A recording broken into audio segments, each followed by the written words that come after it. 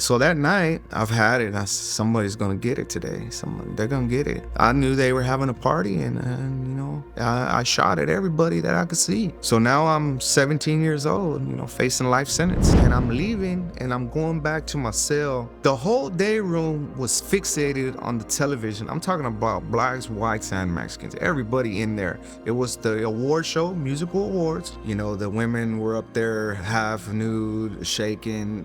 Fame, fortune. It seems like everybody was in a trance. That were just hypnotized. I knew I was in the spirit realm then. The show ended. One of my buddies came to me. He said, "Hey, so-and-so," which is a good friend of mine. He goes, "He's leaving. He turned to Christian." And he goes, "Yeah, well, we're gonna get him and this and this and this." And he goes, "What about you?" And when he said that, I don't know what made me say it. I just looked at him and I said, "You know what? Me too." And I knew right then and there that I was gonna follow God. I'll take it back all the way to my birth. I was born in 1977 in Fort Worth, Texas, to a young mother, 16 years old. My father was 18 years old. I was raised by my grandparents off and on. My mother was a young mother, so of course, any mother without support, because my father he actually went to prison the very next year after I was born. So my grandparents raised me, very loving grandparents, very strict grandfather. He was a World War II vet, fought in Iwo Jima. I don't ever remember getting spanking or disciplined by my grandparents, but I didn't need that, just with a voice. He was very stern. We were obedient. My mother, of course, without any help, she fell into the trap of working nightclubs, to support me. And I had another brother on the way, actually from my father. I believe he did 2 years in prison, came home, and after that, he was pretty much absent all my life. So I really don't know him. My mother's side of the family, we're from Guatemala. So we're Guatemalans, the Mayan Indians. Come on. My father was Caucasian. So as I was growing up, I was left with the name James Sargent, which I'm very proud of to this day. But at the time, it was very confusing. I grew up in a Hispanic neighborhood. I was always getting picked on, and I didn't understand why. My grandparents and my grandmother, we ate burritos and menudo, and we had all that. So they were Catholics. So let me put that basis out there first. They were my earliest memory of God. I knew that my grandparents loved God, and they had their candles. They would do their traditions. We would go to Sunday Mass. My mother wasn't really involved in church too much that I know about. She was working in the nightlife and still young. And sometime around the age of 5 or 6, my mother remarried to my youngest brother's father, my stepfather. And she got us away from our grandparents. They lived in the house on the other side of town. And I guess that's when a lot of problems started happening as I was younger. My stepfather was very abusive, very, very, very abusive man, very violent man, and that we witnessed. I couldn't tell you the countless times I thought he was going to kill my mother. So those 6, 7, 8, 9 years old time frame of my life, me and my younger brothers and my mother were in and out of women's shelters, and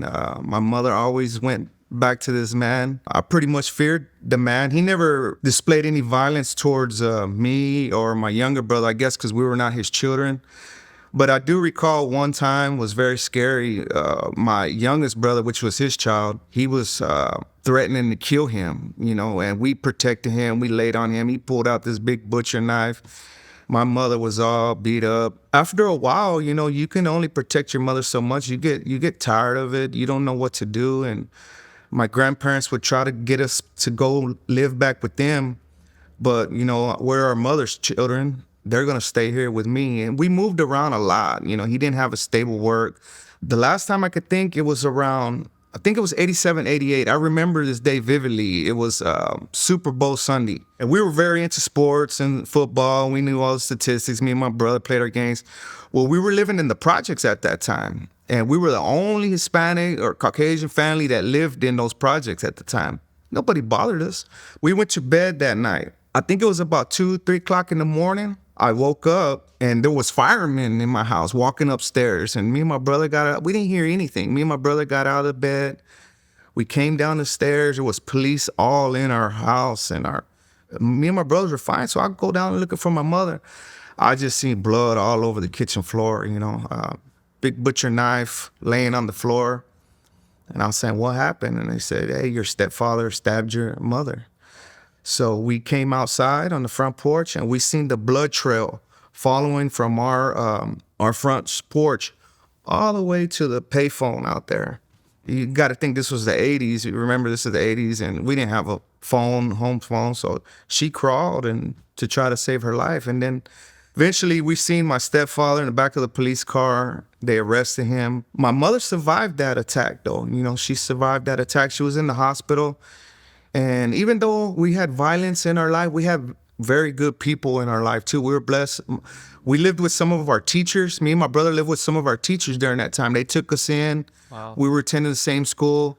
We had love, and they wanted us to get away from that violence. Eventually, my mother got out of the hospital. We had to go back home. Same location. Everything was fine. She was barely moving around. We were helping her move around. She couldn't work. I guess times got hard. I don't know. One day I came home from playing outside. I go upstairs and I just happened to pass her bedroom and I look over there. I'm sorry, this was about 8 months later after her attack or whatever. I happened to look in her bedroom and who do I see? I see my stepfather asleep in the bed. And I said, well, what is he doing back here? How is he not in jail? Why is she bringing him back? What is he doing here? I think I was about 10, 11, and that was my first memory of some type of violence coming in my head. Because technically, I wanted to kill him in his sleep. Wow. I wanted to kill this man in his sleep. I didn't want to be around him. I didn't want him over here anymore. I guess we accepted it. We went back to school, and we had, like I said, we had great teachers in our life that would help us. They took great interest in us. We excelled at school. A lot of times they say when people have problems at home, their schoolwork fails. But I guess that's where I released some of my energy. I took a lot of interest in classes. I loved education, So about a year goes by and we moved to another place. And I'm not sure how my stepfather and my mother was kind of drifting apart. But one time it was late. There was a lot of people over the house drinking. My mother had a bunch of strangers in the house partying. We'd be in bed and they'd be out there on the porch. I guess she invited a man over, that she didn't have a relationship with. I heard our dog barking in the backyard. I was, what's going on? I look out the window. It's my stepdad and I guess his nephew. They're creeping out there in the backyard. And I didn't say anything. I knew it was going to be some trouble. Next thing I know, police are there at the house again. But fortunately, this time, he didn't harm my mother. He harmed a gentleman that was there supposedly with my mother, And the man lost his life, I'm sad about that. But the thing that I am happy for is I never seen my stepfather ever again after that day. My mother was single again, raising us boys, 3 boys on her own. So about that time, I would take to the streets, a lot. Gang activity was very big in my area in Fort Worth at that time. They also called it the murder capital of the world, murder words. That's when that name was going around. At that time, it was a lot of homicides and gang activity. I never wanted to be a part of that. But I did like going out there, doing my thing on the street, running out late, trying to get home before my mother got home at 2:00 in the morning, So 2 years go by. I guess I get to high school. My mother gets involved in another relationship with another man, and they're about to get married. This man, he was a good man. They started going to church. So my mother said, hey, on Sundays, we're going to start going to church. And I'm like, church? I'm 14. I'm running the street. I got things to do. What do you mean church? No, we're going to start going to church. I was too far gone. I said, I'm not going to church, And so staying out late, I wouldn't come home. My mother would lock me out. She was very strict. Well, and you're not coming in this house, I got 2 younger ones that I'm going to raise. You're not going to bring them down just because you want to follow that life. But I'm like, mother, this is all I know. Now, all of a sudden, you want me to do a 180 like that? Another important date that I remember very much, and it happened on a sports date. It was football Sunday. I borrowed my mother's vehicle to take my brother to go buy some shoes. I was probably about 14, about to be 15 at the time. We go to this place on the other side of town, buy his tennis shoes. come back out. As soon as I stuck the key in the door, my brother says, watch your back, watch your back. Once I turned my head like this to look, it was too late. The man stuck the gun in my back and he says, get in. And then another gentleman came running behind my brother, put the gun on his back. So they put us in there, stripped us everything. 2 other gentlemen came in there. So we were all packed, sitting in the back seat. We get to a secluded area. They open the trunk, get in, guys. And they put us in, and all we heard was, we're going to treat you like you guys did us. And I was like, what do you mean? I don't know what's going on. My brother was afraid. I was afraid. I thought we were pretty much going to be killed that night. So they drove us around all night long, showing us off to all kinds of people. They bought crack. I could see them smoking crack. Well, I couldn't see them smoking, but I knew what they were doing. They were smoking, blowing it back there in the speaker to the trunk. And I guess that was the first time I said, well, God, if you're real, I help us. Help us, Lord. Help, God. I didn't know how to pray at the time, help. And so they finally pulled us into like a lake area, secluded area. They were trying to put the car and sink it with us in, but it wouldn't proceed to go in. One guy popped the trunk and he took our clothes off. We were fully naked. And then he goes, my buddy here wants to kill y'all, but get out of here. Don't turn around. You turn around, we're going to shoot you. Get out of here. So me and my brother walked to the closest residential area before the police could come. They called the police. They took care of us. They clothed us. And so they took us back home to our mother. And I don't know why, but the police didn't believe our story. They said maybe we gave our car away to a friend because we were late, curfew, and we needed an excuse. My mother bought into that, and I was very hurt because that was a very traumatic experience for me, at that time, and for my brother. So the only thing that rose in me at that time was just anger. Everything that came back, it was anger time. So the first thing I did, I had a few video game consoles at the time that were very popular. I sold them all. I was about 14, fixing to be 15. I bought my first gun. I would drive over there to that area frequently to see if I ever seen those men again, because I was going to do them like they did me at the time. My brother was afraid. He was, and I hurt for him, and I hurt for myself. I was afraid as well. I've been around violence. I knew about violence. I knew that you had to handle the way the men taught me in my life. You had to handle violence with violence, and that's the only thing I knew. As I mentioned before, I never really wanted to be involved with gangs. I was into school sports. I played a lot of sports too. But at that time, when a teenager gets a weapon, that's a very bad thing. Then when he gets a gun, that's very bad.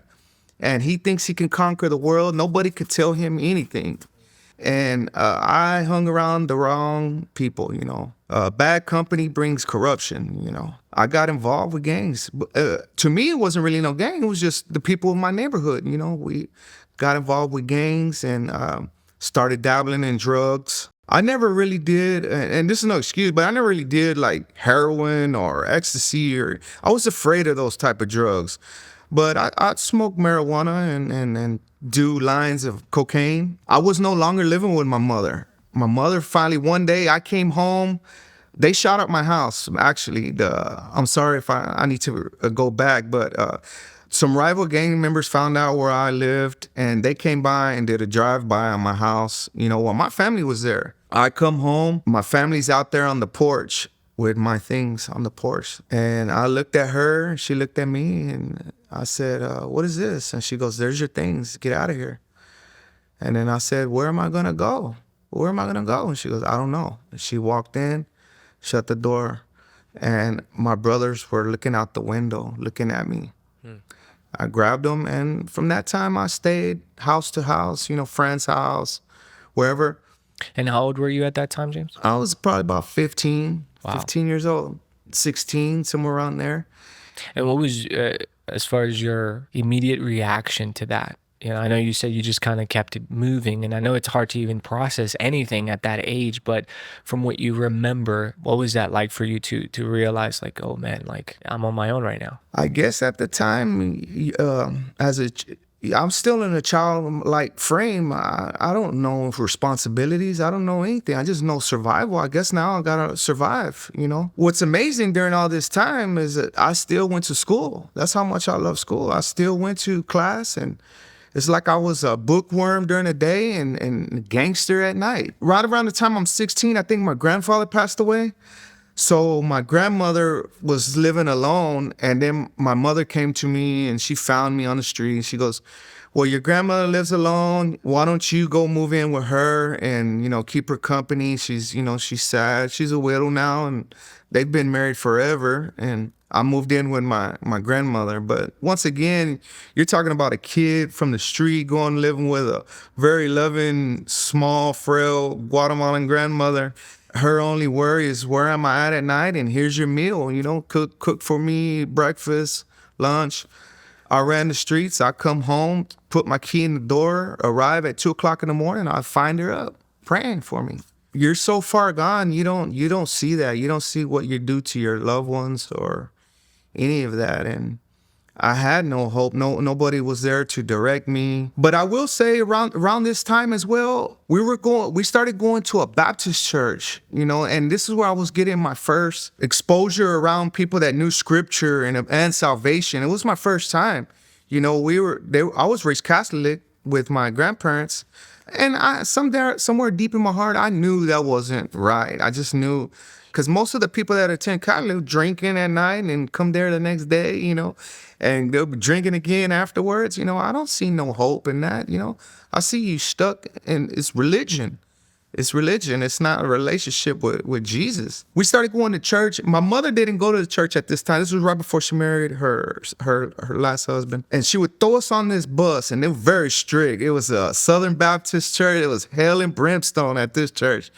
And we were not allowed to wear shorts, couldn't sit by girls. And basically we would just go because all our friends would go. All of our friends would go, and they would get donuts when we get off. They would come pick us up, drop us off. But they would have shirts. On Tuesday, they would come pick us up and to go soul winning. We would go knock on doors, and I didn't know what that meant. I just went with the youth pastor and everything. And they would make us wear shirts that said, if you die today, do you know for sure you would go to heaven? And we would come and knock on doors, and I would listen to them, how they would lead people to salvation. Of course, you're getting a lot of doors slammed on you, and it's on to the next one till you can reach somebody. But like I said, at the same time, I'm still in the streets. One evening, I come home from the church bus. One of my friends is there. He's about 15 years old, and he's there waiting for us. And he's like, why do y'all go to church? You know, why'd your mom make you go on that? So I don't know. It's cool though, you know. And we go to talk. Hey, what do you want to get in tonight? So we started talking a little bit more in depth, though. I said, well, you know what? If you don't get saved, you're going to go to hell. I really didn't know what I was doing, only through the exposure I was getting at the church and what I learned. I said, you have to ask Jesus to come in your heart. You have to ask for salvation, because we're sin, brother. And he's like, I don't want to go to hell. And then I said, me either. And I said, let's pray. So we prayed. I led this little gentleman to salvation at that time, even though I didn't know what I was doing. You know, it was God through me. Here I am in high school. I go through my 9th, 10th. I got kicked out of my home schools from missing. You know, I skipped school, didn't do my work. And they threw me to a school on the other side of town. And it was a way lot better neighborhood than where I'm from. You know, I was in more of the poverty area. And I said, well, I'm not going to have any problems over here. I get there, and first day, this gang surrounds me like, hey, buddy, you're in the wrong neighborhood. I said, well, who's this gang? You know, there ain't no gangs over here, you know.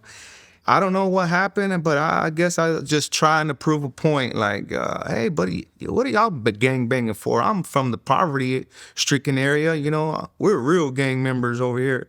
For the next 3 years, I had to stay there because that was my last hope. The judge had already told me, it's no hope for you no more. And I had conflicts with these guys for 3 years. I mean, beatings, shootouts, what have you. About 16, I got my second car. I already had a car, you know, 16 years old, lowrider and rims and speakers. And And how were you able to purchase the car? The first one, my grandmother purchased it for me. And the second one, I got a little job from where I worked. I lived across the street from a college campus. And here's the thing, that the reason why we moved, my grandmother moved and got an apartment across the street from that college campus, is because they had already invited me to go to college and live on the dormitory during my junior, senior, and sophomore and junior years for college credit, and to get the experience of living on campus.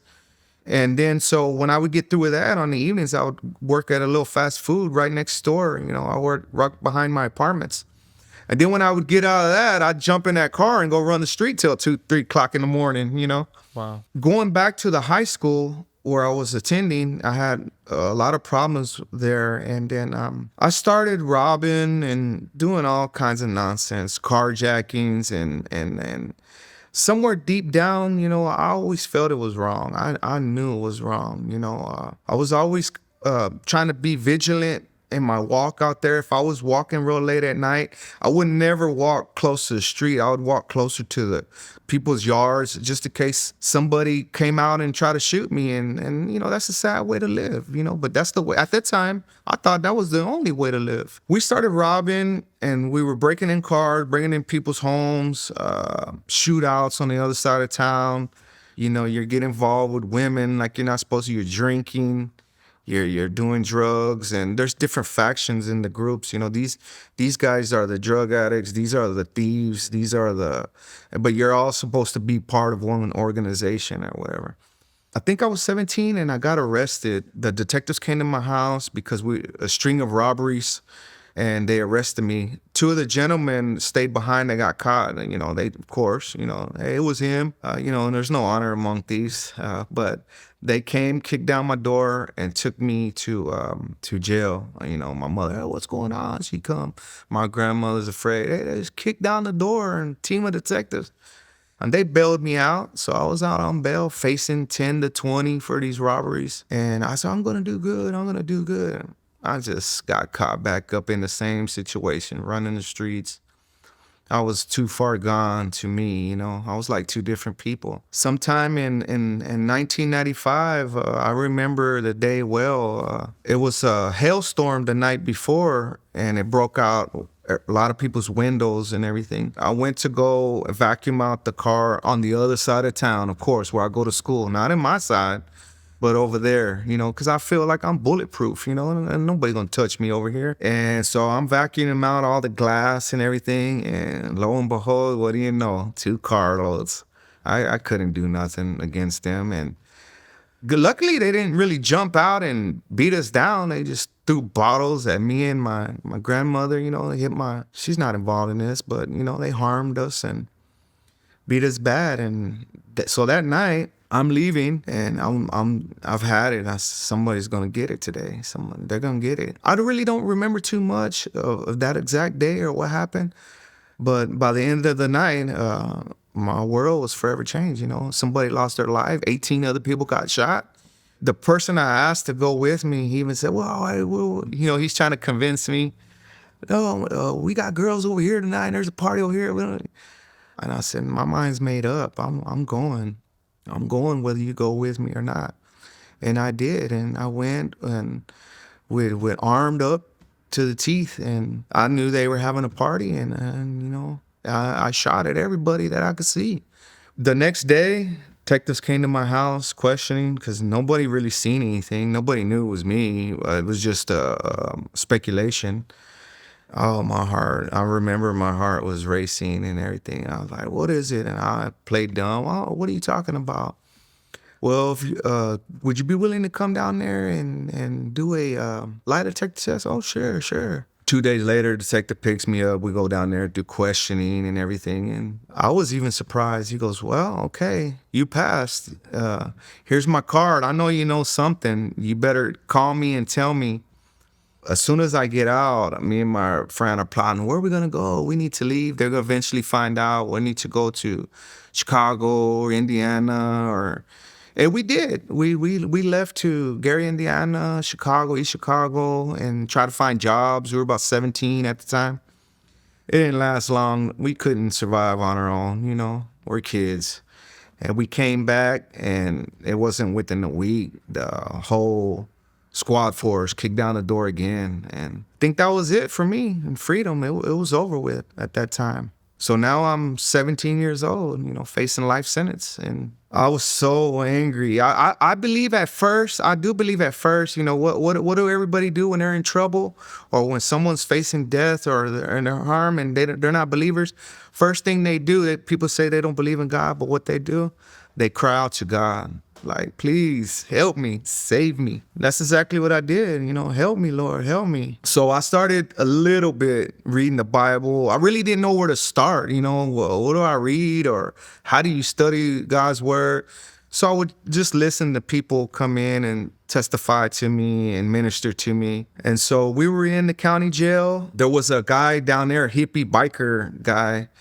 He said, I used to be a satanic worshiper. And I said, well, hey, let me know a little bit. What is that about? What do y'all do there? And he told his story and the reason why he doesn't serve Satan anymore, because supposedly Satan came to this man and told him, hey, your wife's pregnant.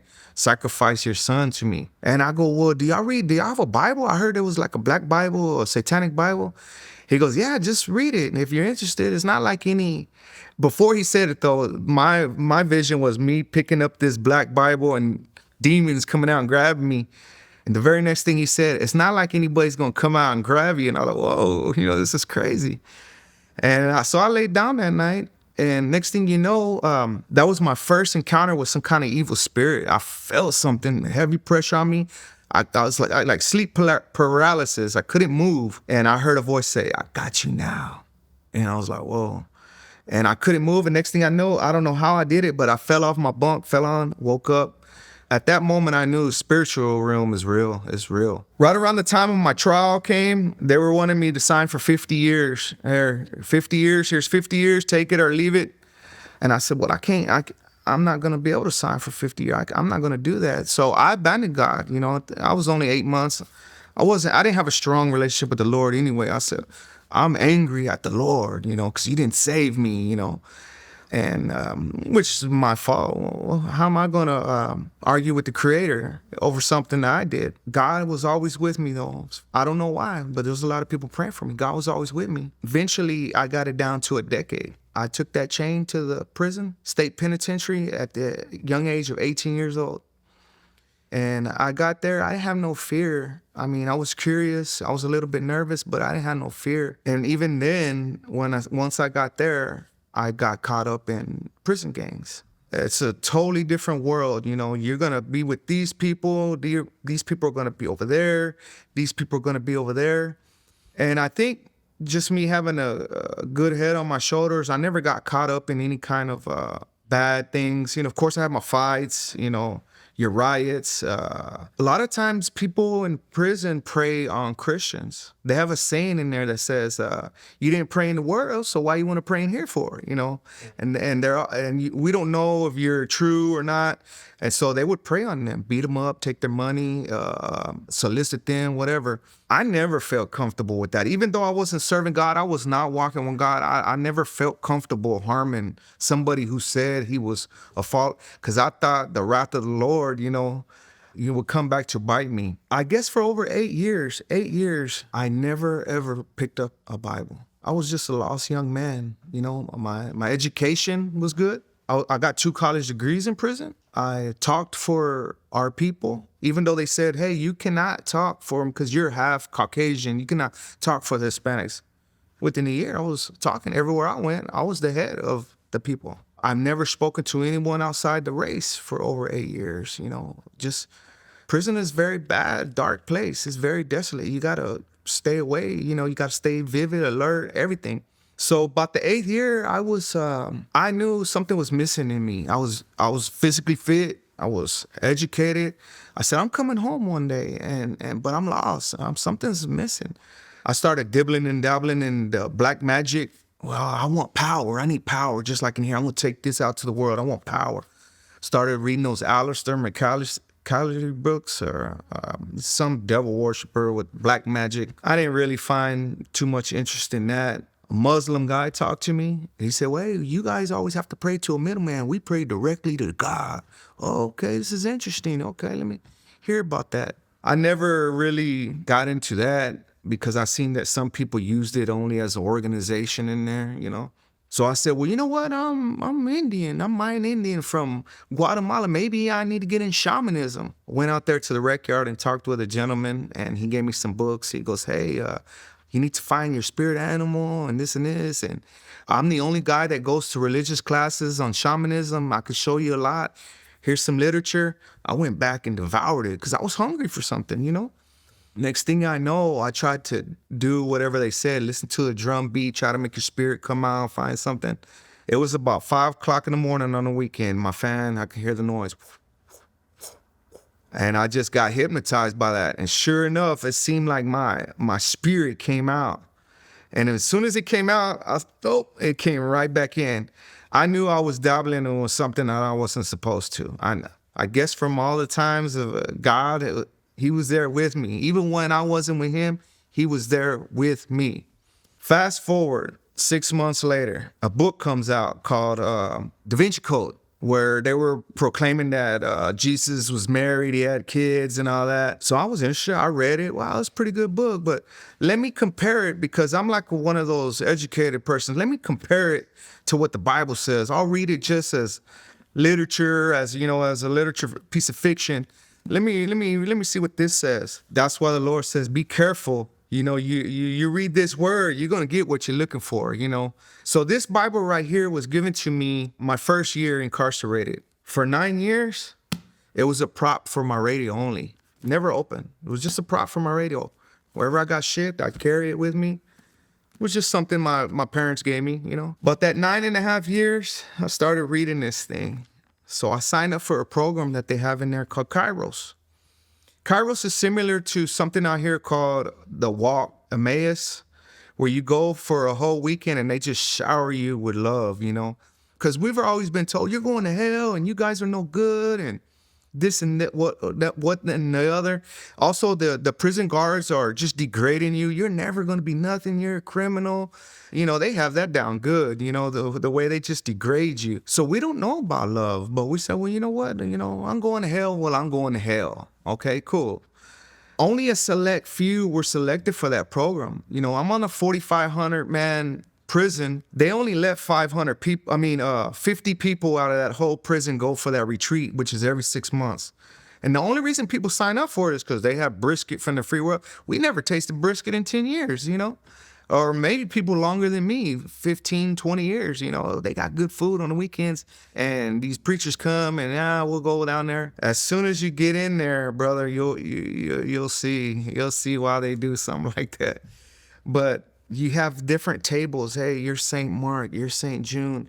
And it's pastors, ministers, leaders from all kinds of churches, Episcopalian, Presbyterian, Catholicism. You know, they put aside their views of how they perceive the Bible just to come minister the Lord to you. Couple guys sit at a table with you and you're there with those convicts all weekend long. They're just showering you with love. You know, you get there, before they feed you with this great meal, you have your little table mat and it has these kids' handprints there and in their own handwriting. I'm talking about kids 5 to 6 years old. Hey, I love you. Jesus loves you. And it just really breaks you down. You know, you're coming from a place of despotism and oppression, and you come out, this is your first taste of love. Then they bring the prayer chain around and this thing goes on for miles. People praying for you, and you could tell something's happening to you. You know, something is going on. And every day I go back and I'm quiet and I'm looking around. On that third day, you get to meet your prayer partners, because we had a prayer partner out there, which were the women. The women weren't allowed to come until the last day when they had major security and everything. Only the men, the leaders. And so every day you would get a handwritten note from your prayer partner. Hey, I'm praying for you and this and this and this. All right. We enter the chapel and this lady comes up to me. I'm looking around. This lady comes running to me, you know, and she goes, are you James? And I go, yes, ma'am. And she goes, I haven't slept in 3 days. I haven't slept. I've been praying for you. I go, whoa, it hurt, you know, it hurt me. I go to take my seat. this congregation felt very angelic. They were singing hymns, worship. You could just feel it. You could feel the Spirit of God in there. And that was the last day of that event. And I'm leaving and I'm going back to my cell. All the Bible verses that I remember as a child were coming back to me without even having to read this, If you deny me before man, I would deny you before my Father. Behold, I stand at the door and knock. It was just tugging on me, man. I knew I was in the spirit realm then. The whole day room was fixated on the television. I'm talking about blacks, whites, and Mexicans. Everybody in there. It was the award show, musical awards. Everybody was just in a trance. They were fixated on the televisions. There was a war show. It was, the women were up there half nude, shaking, fame, fortune. There was not one man that was not fixated on that TV besides myself. There was not one person. And I looked around, what's going on here, And I knew at that time, that is how the devil gets you, That's how Satan attacks, He masquerades as an angel of light, The show ended. One of my buddies came to me. He said, hey, so-and-so, which is a good friend of mine. He goes, he's leaving. He turned to Christian. In other words, he's getting out of the game. He goes, we're going to air him out, which is a term for, they're going to beat him down. There's no going and coming at your will. And I pray for him and, by myself right there, please, because he felt something like I did. The reason why he's doing this. And he goes, yeah, well, we're going to get him and this and this and this. And he goes, what about you? And when he said that, I don't know what made me say it. I just looked at him and I said, you know what? Me too. Me too. And he stood back. He looked like if I was a leper now, He left my side and it was a big deal. And I wasn't afraid. I said, whatever happens, happens to me. I'm not going anywhere. Keep in mind, I'm still a baby. I'm barely drinking a little bit of spiritual milk. So I still had my old character with me. I'm not going anywhere, You're going to have to make me leave. But I didn't get that. What I got is, hey, what happened to you? What's going on? What happened to you? That's what everybody's asking. What happened to you? But they had to ostracize me, because that's the way it goes. I was no longer welcome over there, but I wasn't willing to sit on the bench where all the others were. I'll stand up in that day room. I'm not going anywhere. And so at that time, keep in mind the way it operates in prison, nobody outside of race communicates with others, and you stick together and you don't talk, and there's no conversation whatsoever other than some kind of rules or, hey, we're going to do this, we're letting you guys know. But other than that, there's no conversation between one another. And a brother came up to me. I still remember his name. I love him a lot. His name is Paul Key, and a big friendly guy, chubby, and he goes, Brother James, King James. He called me King James, my name. And then he goes, I see you with that cross, because at the Kairos, they gave us a cross, a wooden cross with some string. If you were a member of that, on the back of it, it said with a stamp, Kairos 31. So the people that you went through that walk with, it was like your bond, And then he goes, I see you with your cross, because he had already went through it. He was a preacher on the tank. And he was a man of God, And then I was like, yeah, what's going on, brother? After that, he was like my spiritual advisor. Like I said, I didn't talk to anybody outside the race, but of all people, my spiritual advisor was a black man, came to me. We sat there. People looked at us crazy, but they never harmed me. They just look. They looking. But deep down, they want to know what happened. What's going on here? This is strange. And so every morning we come out that day room and he would show me scriptures and we would read. And he had one of those fierce type of preaching ways, hey, a church, this is how you needs to be. If you're not doing it, you're not following the Lord, And I needed that. I needed the love. Don't get me wrong, for the salvation part. Because I didn't know God's love. I needed that. All I was knowing, hell, fire, brimstone. But once you become a Christian, yeah, you need some stern lectures given to you, some stern preaching, I have 4 months to come home. And I just read the Bible and scripture, and I seen a lot of things that I knew I couldn't go back. Like, God revealed himself to me a lot. One day, this was my second encounter of an evil spirit. One day I was laying down, I was asleep on my bunk, middle of the night. Very, very, very strong force at my bars outside. It was so strong that I couldn't even pick up my head. All I seen was the black shoes and the robe, black robe. It reminded me of like that Aleister Crowley guy, that satanic worshiper, and I couldn't pick it up. So all I knew to do was, Jesus, Jesus, help me, And he says, he can't help you now. I just heard this evil voice, and I couldn't pick up my head. And finally, I was able to, and it was gone. My heart was racing. I went to bed, but I prayed about it. And at the time, and I woke up the next morning, I was actually happy about it, because if I'm getting attacked, I must be doing something right here. I'm getting attacked. The Satan is not going to send his best demons to come get you if you're not doing the work of the Lord. He already has you. And so I was preaching to my celly, everybody. My last day there, I don't know where a decade went. Decade went by. Here I am, 28 years. I'm fixing to come home. I got to get away from this place. Thank the Lord that he saved me, because most people come out worse than what they go in. And here I am walking with the Lord. And I just started crying in the day room. People are looking at me, and all these other gang members and all that. And why are you crying out there?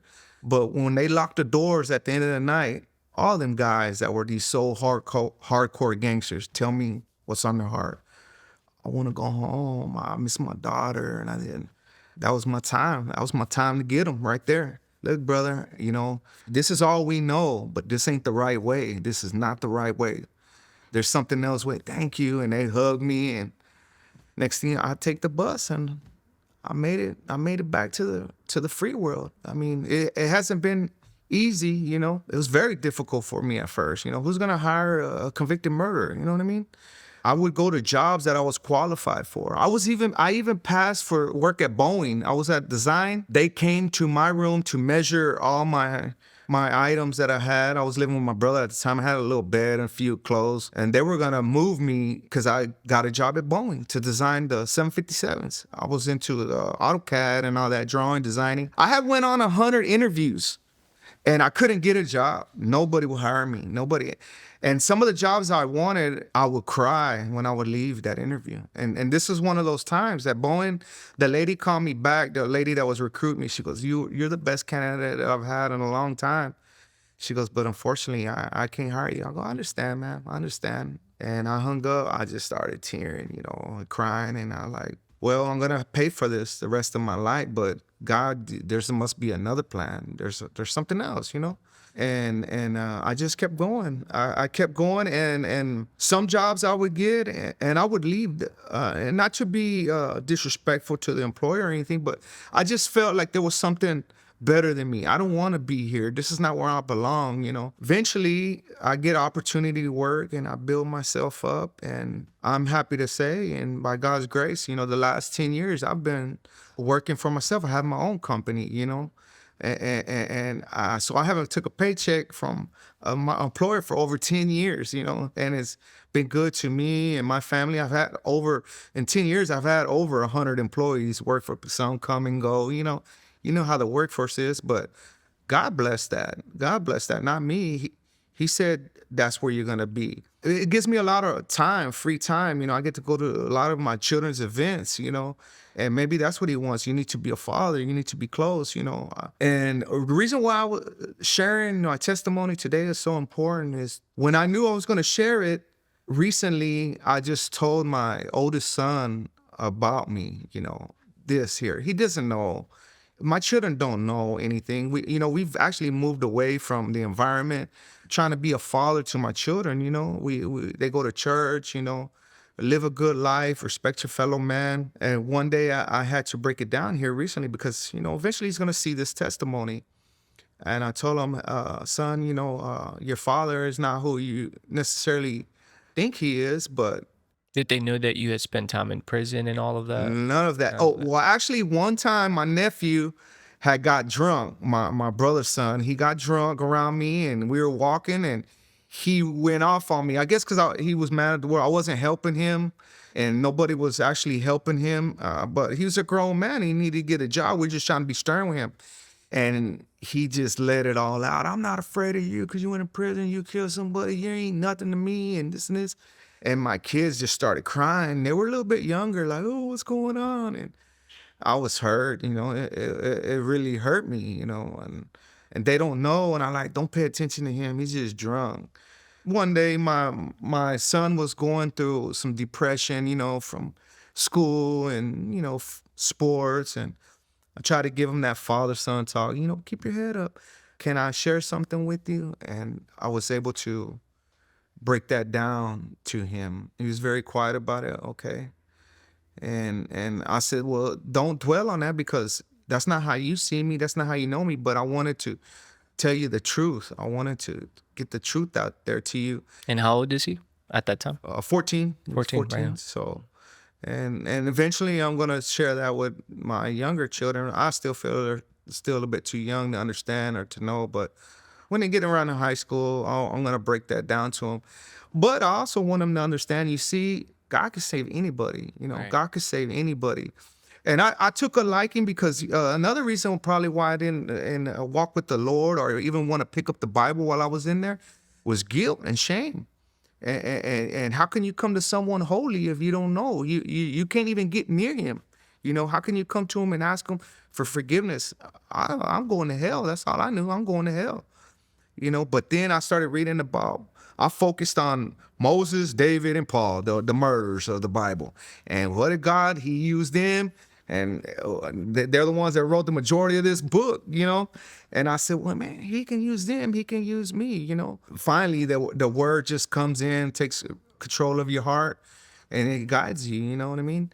And of course, there, Eric, I left out a lot of other detail for time constraints. There's a lot of other things that God showed, revealed Himself to me. There's no way I could turn back. You can come with some intellectual stuff all day, it's not gonna work. You know what I mean? There's one God, and that's it. He created you. He created me. He created everything we see. And you either accept it or you don't. But He's there. He loves you. He's there. He's got His hands open, and it's up to you to choose. He gives you free will. There was a lot of questions that I always wanted to know, like, why did God do this? And why did God do this? And how come God lets Christians get hurt? And I don't have the answers, but you do have the answers. They're right here.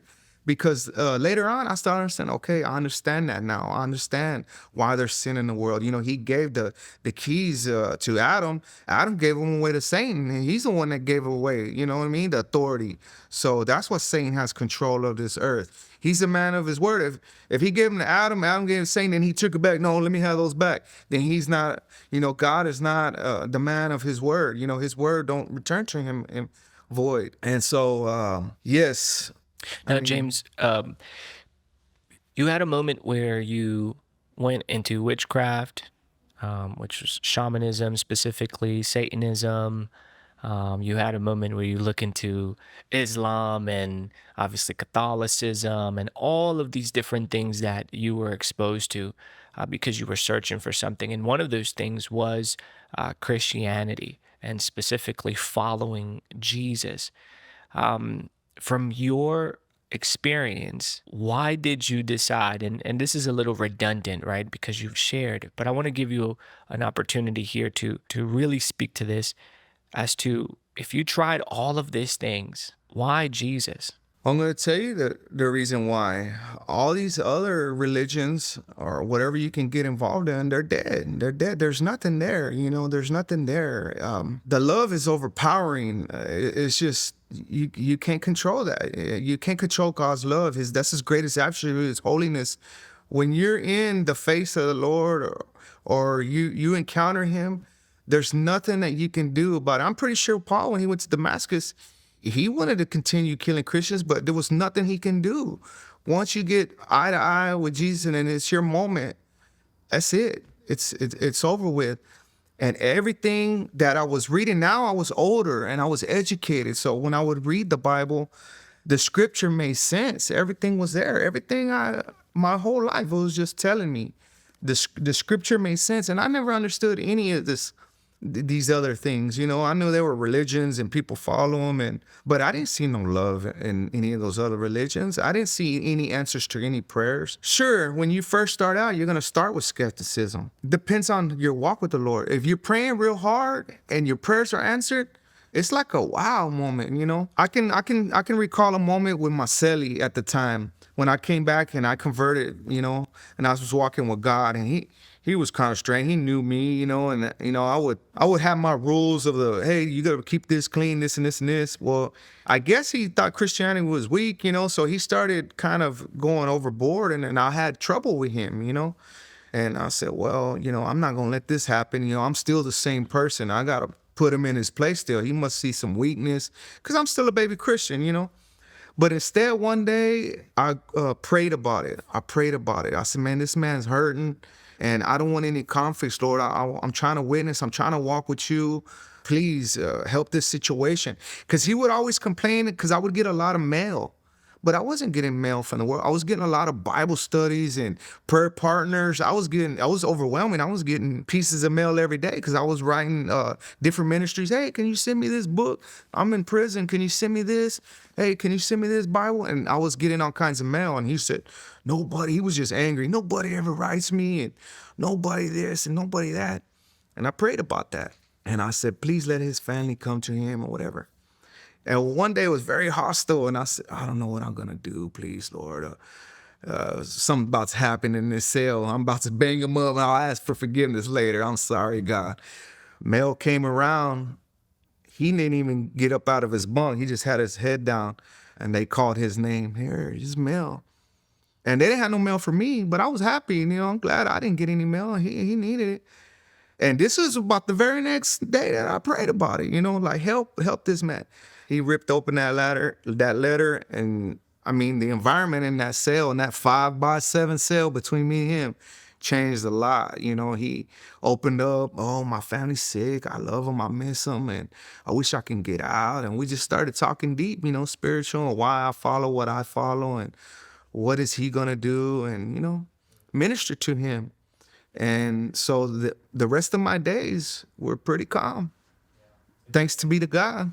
Yeah, it's real to you. It became real. Oh, yeah. Yeah. Yeah. James, who is Jesus to you? Jesus is the creator of this world, and he's our salvation, the author of our salvation. He saved me. I needed to go through everything I did to learn. I wouldn't never came to God if I was left on the street. I would probably been dead, killed myself.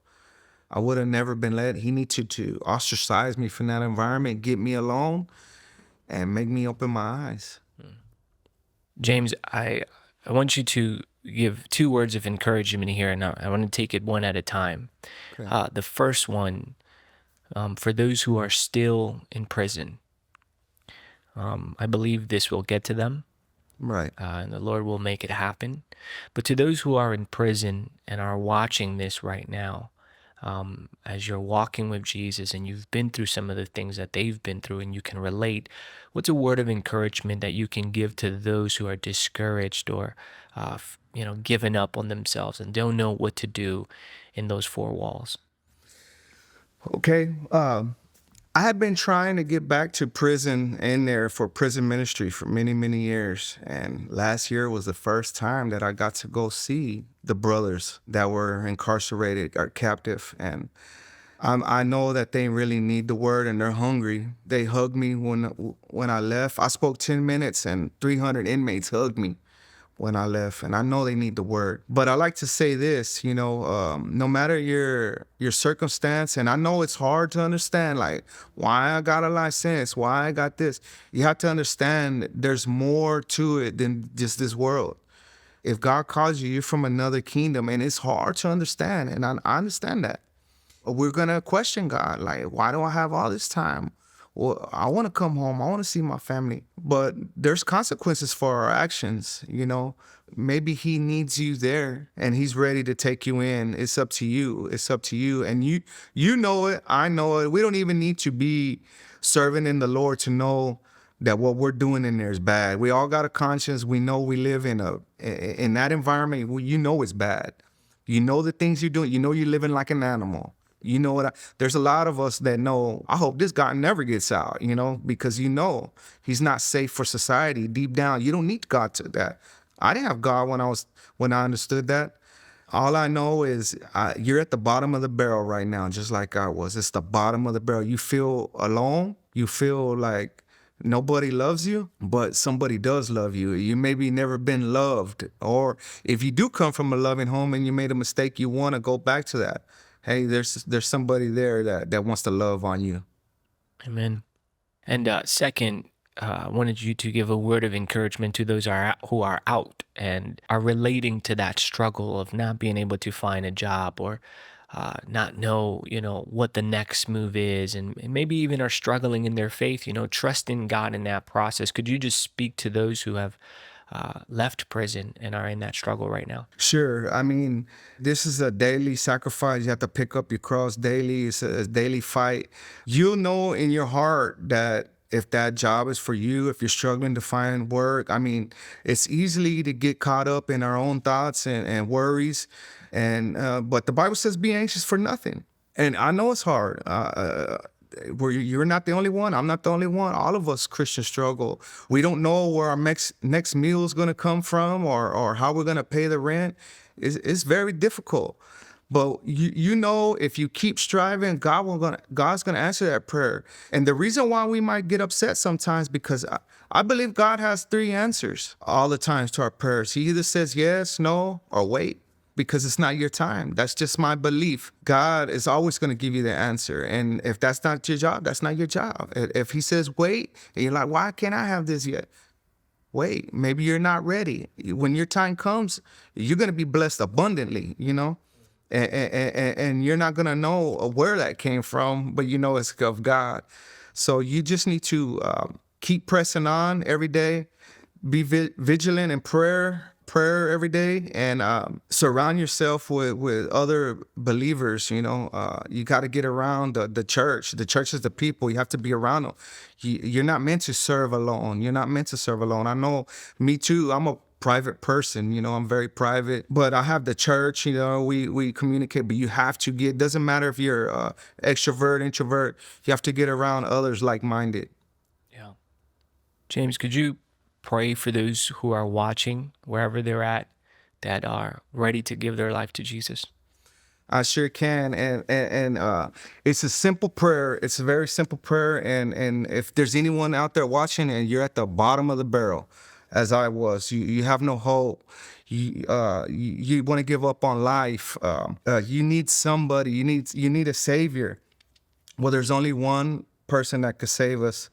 And the Bible says we all sin. We all fall short of the glory of God. He says in Romans that there's none righteous, no, not one. And he also says in Romans that the wages of sin is death, but the gift of God is through Jesus Christ. There's a very simple verse, Romans 10:13. All those who call upon the name of the Lord shall be saved. And if you confess with your mouth and believe in your heart that Jesus Christ died for your sins, you shall be saved. If you bow your head, talk to God, the creator of the universe, and just say, dear Lord, thank you for loving me. Thank you for sending Jesus to die for me. Dear Lord, I open wide the door of my heart and I ask for you to come into me now.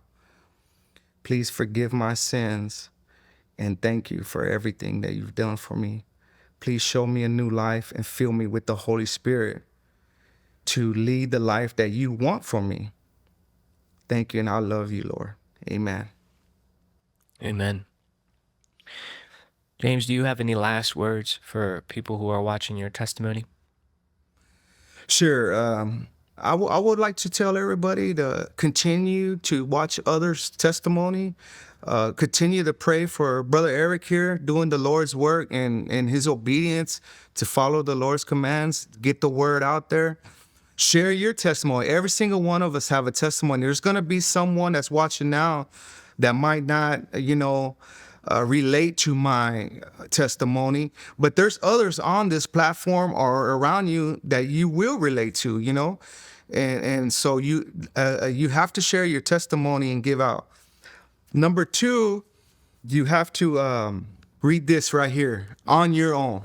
I mean, it's great to go to church, listen to pastors, listen to preachers, but you have to share. You have to get with God.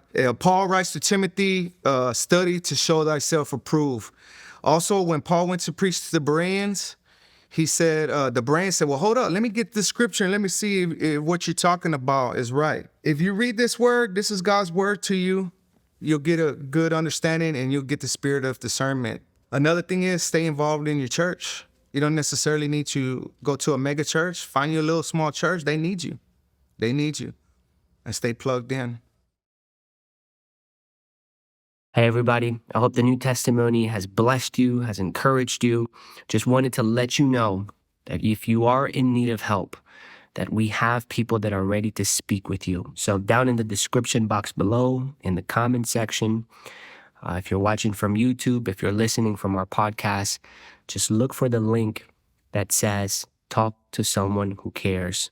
Click on that, fill out the form, and somebody will get in contact with you locally. Now, this is only available to people in the U.S. right now, but we are working to get resources for our international viewers and listeners. But for right now, if you are in the U.S. and you need help, you need to talk with somebody, please fill out that form and somebody will reach out to you. God bless you, and we'll see you on the next testimony.